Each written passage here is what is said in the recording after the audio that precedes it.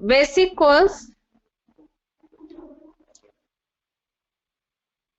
Course में कल हमने देखा था कि मनुष्य ही अपने कर्मों का स्वयं जिम्मेवार है। इसलिए कहा जाता है, मुट्ठी में है तकदीर तुम्हारी। तो उनके हाथों में ही उनके कर्म के द्वारा उनका भाग्य बनता है।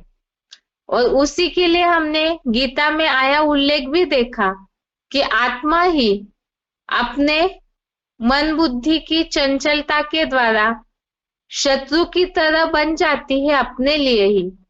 और यदि मन को जीता है तो वही आत्मा अपने लिए मित्र की तरह बन जाती है, अर्थात सुख दुख की स्वयं ही जिम्मेवार है। अब फिर प्रश्न उठता है, यदि मनुष्यों का कर्म ही उनका भाग्य या दुर्भाग्य निहित करता है, भगवान इसमें जिम्मेवार नहीं है। जो गीता में भी उल्लेख आया, ना दत्ते कस्यचित् पापम, अर्थात वे न पाप लेते न पुण्य। तो फिर भगवान को भाग्य विधाता के रूप में क्यों माना जाता है और क्यों कहा गया है? अब इसके लिए भी वास्तव में ये तो हमने देखा कि भगवान स्वयं किसी को न सुख देते हैं न दुख, ना ही स्वयं किसी का भाग्य लिखते हैं। उसके बावजूद भी वे भाग्य विधाता इसलिए है क्योंकि मनुष्यों को सुख कैसे मिले जीवन में और दुख कैसे प्राप्त होता है, उसका क्या कारण है, इसका रास्ता भगवान मनुष्य को बताते हैं। अर्थात ही रास्ता बताना, अर्थात ही समझ देना, अर्थात ही ज्ञान देना।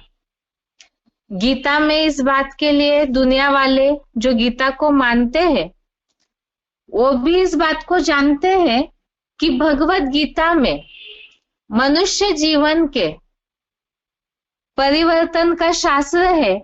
और भगवत गीता के उपदेशों में, भगवत गीता के जो भी श्रीमत दी हुई है भगवत गीता में, उसमें ही मनुष्य के सुखी जीवन का सार छिपा हुआ है।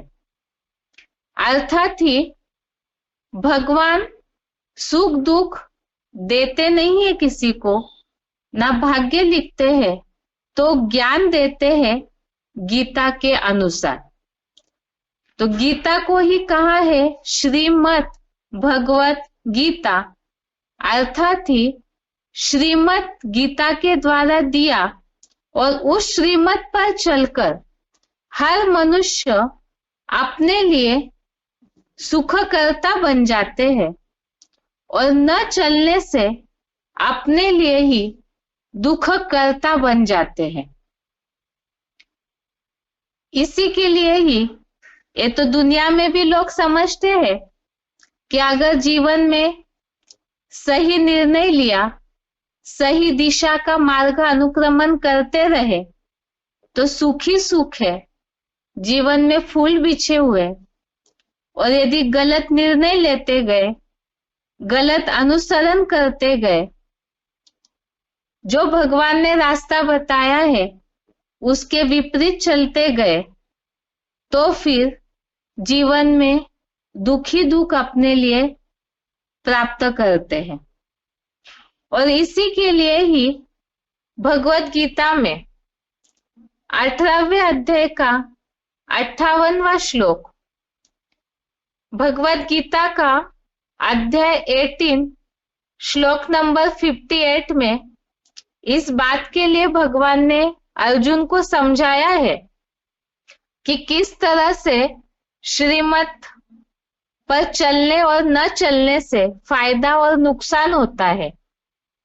श्लोक है, मत चित्तः सर्व दुर्गानि मत प्रसादात् तरिष्यसि अथ चेत त्वम अहंकारात् न श्रोष्यसि विनश्यसि, अर्थात मेरी प्रसन्नता से तन मन धनादि के सब विघ्न रूप दुर्गों अर्थात रुकावटों को पार करेगा। और यदि मेरे में चित्तमग्न हुआ तू अहंकार के कारण, यह श्लोक में ये बात आई कि यदि हठपूर्वक या जबरियन चित्तमग्न हुआ तू अहंकार के कारण मेरी श्रेष्ठ मत भरी बातें नहीं सुनेगा तो सर्वथा नष्ट हो जाएगा। तो इसमें दोनों बातें बताई। भाग्य या दुर्भाग्य के लिए हमने इसके पहले भी समझा कि जीवन की मूलभूत आवश्यकता ही है रोटी, कपड़ा और मकान। तो इसी के लिए बताया कि अगर श्रीमत पर चलते हैं तो सब विघ्न रूप दुर्गों रुकावटों को पार करेगा, अर्थात जीवन में कोई भी प्रकार का विघ्न नहीं आएगा। और वो किस प्रकार के विघ्न या रुकावटें हैं तो उसके लिए बताया तन मन धन, इन सब बातों में ही मनुष्य ज्यादातर दुखी होते हैं। अगर अप्राप्ति है इन चीजों में, अगर तन से बहुत बीमार है, तन में शक्ति नहीं तो भी दुर्भाग्यशाली है, मन कमजोर है तो भी, और कलयुगी दुनिया में तो धन को भी लोग महत्व देते हैं। तो अगर श्रीमत अनुसार सही कर्म करते हैं तो सब विघ्न और दुर्गों को, रुकावटों को पार करेगा। और यदि हट किया, जबरदस्ती कर, अहंकार के कारण श्रीमत को नहीं माना, श्रेष्ठ मत भरी बातें नहीं सुनी तो सर्वथा नष्ट हो जाएगा, अर्थात अपने लिए ही स्वयं दुर्भाग्य बना लेगा। तो इस तरह से ये बात बताई, श्रीमत पर चलने और न चलने से मनुष्य स्वयं ही अपने लिए भाग्य या दुर्भाग्य निहित करता है। अर्थात ही मनुष्य का भाग्य भगवान नहीं लिखते हैं, परंतु उनको अपना भाग्य लिखने का रास्ता बताते हैं, अर्थात ही भाग्य का कलम देते हैं। और वो कलम क्या है तो वो है कर्म। जैसा कर्म मनुष्य करते जाएंगे अपने जीवन में, तो ये कर्मों का कलम ही उनका भाग्य नोंद करता है, निहित करता है। इसलिए दुनिया में भी लोग इस बात को कई कहते हैं, जो कर्म की थ्योरी को मानते हैं, और लोग कई बार इस बात को उल्लेख करते हैं कि अगर भगवान ने सभी का भाग्य लिखा होता तो फिर सबका भाग्य अच्छा ही अच्छा लिखते और इस दुनिया में दुखों का कोई नामो निशानी नहीं होता। ये तो हमने इसके पहले भी समझा कि अगर भगवान ही भाग्य लिखते तो फिर इस दुनिया में ये जो ऊपर नीचे स्थिति है, कोई बहुत सुखी है, कोई बहुत दुखी है, ऐसी स्थिति क्यों है? इसका मतलब भगवान जो सदैव कल्याणकारी है, वो अगर स्वयं भाग्य लिखते तो सबका अच्छा ही अच्छा लिख देते।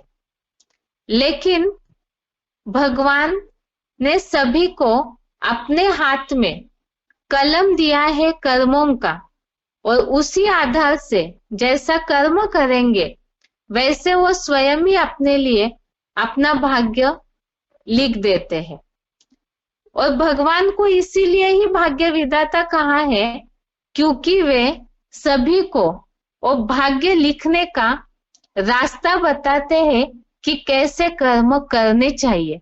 ये रास्ता और कोई भी मनुष्य मात्र जो खुद ही उलझे हुए हैं भाग्य दुर्भाग्य की दुविधा में, तो कोई भी मनुष्य मात्र ऐसा रास्ता नहीं बता सकते हैं इसलिए मनुष्यों को भाग्य विधाता नहीं कहते, भगवान को ही भाग्य विधाता कहते हैं, क्योंकि वो रास्ता बताते हैं। अब इसी आधार से और रास्ता जो भगवान ने बताया है, तो जो रास्ता भगवान ने बताया उसका अनुसरण जिन्होंने जैसे जैसे ग्रहण किया, भगवान के उस श्रीमत को जैसे जैसे ग्रहण करके जैसे गुण और कर्म अपने अंदर कर लिए, गुण धारण किए और कर्म किए, उस अनुसार ही इस सृष्टि की 4 वर्णों की भगवान रचना करते हैं।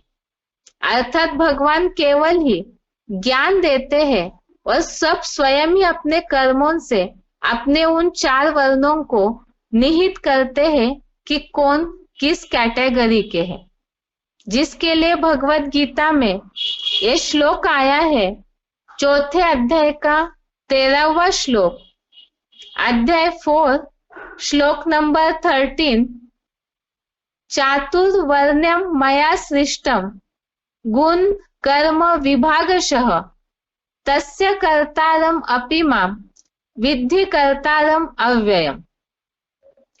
अर्थात इसमें ये बात का उल्लेख है कि भगवान ने स्वयं रचना नहीं की है, बल्कि ज्ञान के अनुसार और गुण कर्मों के अनुसार ही सभी का उसी प्रकार से वर्ण अर्थात ही भाग्य निश्चित हो जाता है।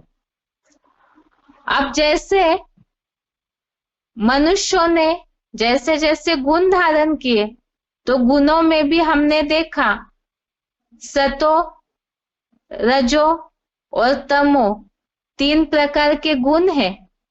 तो जिन्होंने बहुत अच्छी ज्ञान की पराकाष्ठा धारण की, तो वो सतोगुणी कैटेगरी में जाते हैं।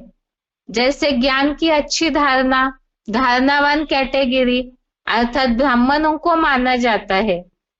उससे थोड़ा कम लेवल वाले हैं तो क्षत्रियों को माना जाता है। तो इसी तरह से रजो और तमो प्रधान गुण वाले, उन्होंने जैसे जैसे गुण धारण किए, कर्म किए, वैसे वो वैश्य शूद्र कैटेगरी में जाते हैं। और ये जो समय है, भाग्य विधाता भगवान किस तरह है, ये तो हमने समझा कि भगवान स्वयं ज्ञान देते हैं, रास्ता बताते हैं, भाग्य कैसे बन सकता है, उसके लिए क्या कर्म करने हैं उसका। और उस समय सृष्टि चक्र के चित्र में हमने समझा था कि वो समय है कलयुग का अंत और सतयुग की शुरुआत के बीच का समय, पुरुषोत्तम संगम युग, जहां पर आत्माएं उत्तम से उत्तम बन सकती है अपने अंदर ज्ञान और कर्मों का पूरी तरह से नॉलेज धारण करके। जैसे जैसे वो अपने अंदर इन बातों को ग्रहण करते हैं, भगवान के ज्ञान को, उसी अनुसार वो स्वयं ही अपना भाग्य लिखते हैं। जिसके लिए ही बताया, इन बातों से ये बात सिद्ध हो गई। अभी तक जो हमने भगवान के कर्तव्यों के बारे में समझा कि किस तरह से बहुत वैरायटी प्रकार की मान्यताएं भगवान के कर्तव्यों को लेकर के गलत रीति से लोगों के बुद्धि में बैठी हुई है, और इसी के कारण ही जीवन में कुछ भी होता है तो मनुष्य भगवान को ही दोष देते हैं, अपने कर्मों को नहीं। लेकिन अभी तक समझे हुए प्रूफ के आधार से ये बात सिद्ध हो गई कि भगवान किसी का भाग्य लिखते नहीं है, ना ही किसी के पाप और पुण्य के जिम्मेवार है, बल्कि मनुष्य स्वयं ही अपने गुण और कर्मों के आधार से अपना भाग्य लिखते हैं और स्वयं ही अपने सुख और दुख के कर्मों के आधार से जिम्मेवार है। इस तरह से भगवान के कर्तव्यों की गलत मान्यताएं क्या क्या है, यह हमने अभी तक के कोर्स में समझा है। अभी आगे के क्लास में देखते हैं कि भगवान के दिव्य कर्तव्य है, तो दिव्य कर्तव्य क्या है और किस तरह से वो इस सृष्टि को पलटने का सदा काल का जादू करते हैं, उससे अगले क्लास में समझेंगे। आज के लिए गीता क्लास यहाँ तक ही। ओम शांति।